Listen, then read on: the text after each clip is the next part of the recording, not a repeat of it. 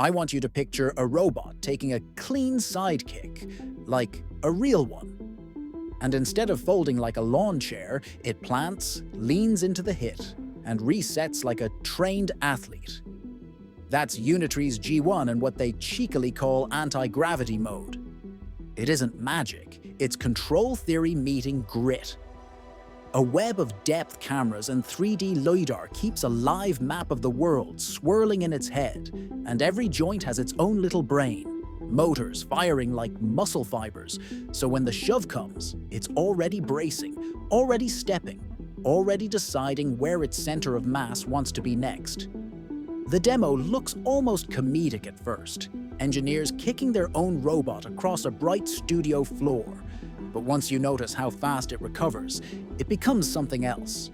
You see the knees compress to soak the impact, the hips rotate to regain line, the feet widen just enough to catch balance, and then, pop, it's upright again as if nothing happened. Resilience on loop. And that, honestly, is the real story with humanoids this year. Less about perfect choreography, more about surviving chaos. Because in the real world, things don't go to plan. A box falls off a pallet, a coworker bumps you, someone forgets to bolt a guard. A humanoid that needs a babysitter after every stumble won't last on a factory floor. So when you hear the G1 is roughly 16 grand, yes, in robot terms, that's affordable. And built for research labs and actual workspaces, this new emphasis on take hits, keep going, starts to feel like the baseline, not the flex.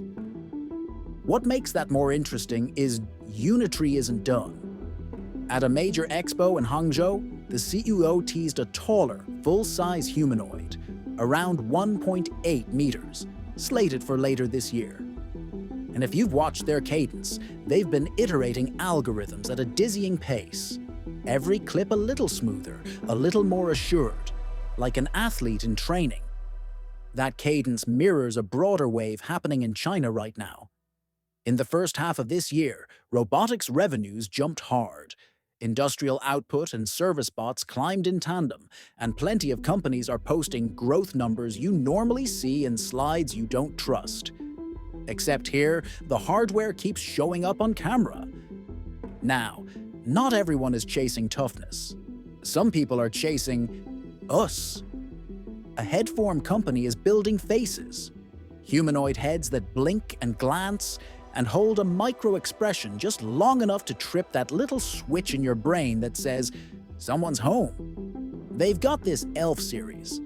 Yeah, sometimes literally with big ears. And under the skin are ultra-quiet motors designed purely for facial control. We're talking dozens of independent degrees of freedom in the face alone. Brows, eyelids, cheeks, corners of the mouth. All running on motion profiles we've trained ourselves to read since birth. One model, Zuon, keeps the torso simple but pours complexity into the head, so it can pull off those tiny social cues, eye saccades, synchronized blinks, the thinking head tilt that make conversation feel natural. The founder has a timeline that's both ambitious and grounded. In 10 years, he says, interaction will feel almost human. In 20, the bodies will move and work like us. Identical to humans. That's still a mountain. But even getting 70% there changes everything about where robots can be useful. Healthcare, education, front-of-house service. Anywhere trust and comfort decide whether people say yes or no. And then there's the other side of the coin. Not empathy, but adaptability at all costs. A startup called Skilled AI posted a test that made people do a double take. An engineer literally takes a chainsaw to a robot dog's legs, and the bot still finds a way to move. It's disturbing to watch, sure, but the point isn't shock value. It's the omnibody brain running the show. Instead of training an AI to drive one specific robot, they trained it across a universe of bodies, hundreds of thousands of shapes and constraints, so it doesn't memorize steps. it learns strategy. Give it wheels, stilts, broken limbs. Fine, it recomputes. That's embodiment generalization, the mind decoupled from the frame. And once you have that, you can swap chassis without retraining or everything from scratch. Hospitals, homes, disaster zones, places where reality never matches the lab, suddenly look a lot more tractable. The unsettling thought, of course, is how casually we kick, shove, and saw these machines in stress tests today. If one day the mind running these bodies is truly general, truly aware of harm, what story will those tests tell about us? Meanwhile, in Shanghai, Fourier Intelligence decided to speak in a different dialect: movement as artistry. Their N1, also called Nexus 01, does a clean cartwheel and a full 360 jump spin, like it's warming up for a wushu routine, then sticks the landing. Under the hood, it's a compact frame, about 1.3 meters, roughly 38 kilos, with engineered plastics and lightweight alloys, decent sprint speed, a couple of hours on a charge, and a control stack that treats balance like a living conversation rather than a fixed script. The real twist, it's open source. Fourier shares blueprints, software, control systems, even a bill of materials. You can buy a kit, buy it assembled, or purely tinker. Universities, labs, hobbyists, all plugged into the same Nexus ecosystem. We've seen this movie in computing. Open ecosystems punch above their weight because 1,000 weird ideas collide, and suddenly, the tool does something its creators never imagined. Also, yes, it puts the N1 in the same mental shelf as Unitree's lineup, Tesla's Optimus, and Boston Dynamics' legacy of flips and parkour. Except here, the invitation is, go ahead, build on it. Now, I want to take you to Poland, where Clone Robotics is following the human body. So literally, it's almost uncomfortable to watch. Their proto-clone looks like a suspended cadaver coming to life, twitching with synthetic muscles, ligaments, and a compact hydraulic heart circulating fluid to drive motion. They started with a hand that behaved like an anatomical study, artificial ligaments and myofibers mimicking tendon paths, and scaled that logic into a full humanoid. Torque, position, and force sensors feed an NVIDIA Jetson brain. And the next version, NeoClone, adds tactile skin so it can feel pressure and texture, not just motion. I get that the visuals are creepy, but think beyond the uncanny valley. Prosthetics that grip like a human hand, exosuits that cooperate with your gait instead of fighting it, rehab devices that respond to micro-intent rather than brute commands. When you copy biology faithfully, you inherit its nuance. Now, zoom out. Beyond the viral stunts and uncanny faces, China has already industrialized the robot moment. Over 2 million robots are working inside its factories right now. A decade ago, you had maybe 49 robots per 10,000 workers. Today, it's about 470. That's not a bump. That's a regime change. It didn't happen by accident either. Think Made in China, 2025. Massive investment into automation and AI. Strategic acquisitions like Germany's KUKA years back, and a pipeline that feeds everything from electronics to autos. Last year alone, hundreds of thousands of new robots came online. And these aren't just blind arms moving in cages. You've got predictive maintenance baked in, collaborative cells, 5G-linked swarms coordinated by factory brains, humanoids doing soft tasks like folding or prep, specialized lines cranking out an electric truck in minutes. The electronics sector grew its install base by tens of thousands. Automotive is right there too. Some shop floors now run models that compute at eye-wateringly high throughputs to make real-time decisions across the line.